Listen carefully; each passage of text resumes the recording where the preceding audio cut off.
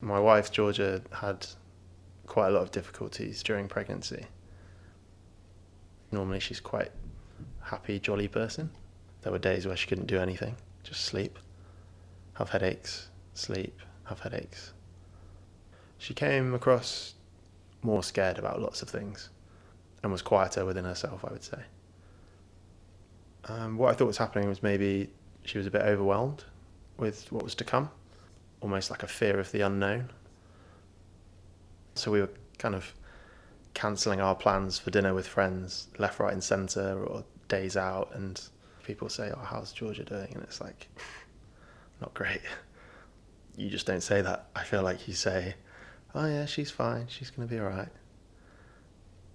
We went for a meeting. I think it's the perinatal team at Southmead, and they met with her and they asked a load of questions about her past, and I was sat there thinking, how is this at all relevant? We've got like a really big problem right here, and you're talking about where she went to school and what was her relationship like with her gran, and all of a sudden I could like kind of piece it all together, and you could just always feel like some of the tension come out of Georgia that day. And like when we went home, she was almost felt like a lot of weight had been lifted off of her.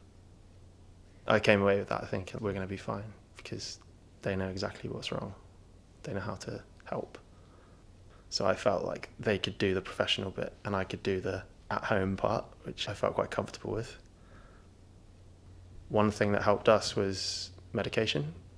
We felt quite nervous about it at first.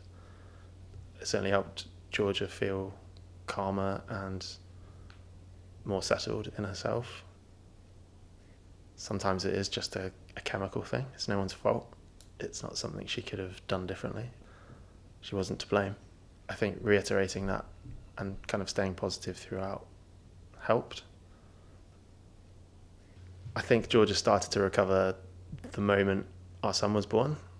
Like within minutes, hours after, she felt like she was back to being herself. She seemed even more strong and upbeat. She seemed to be back to herself in an instant.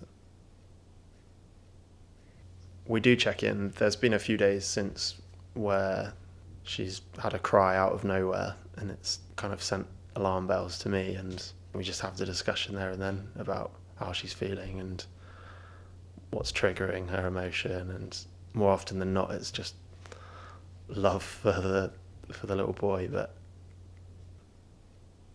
even if you feel like you're a really strong person, that doesn't necessarily mean you won't be hit by mental health. Asking for that help early on is really key.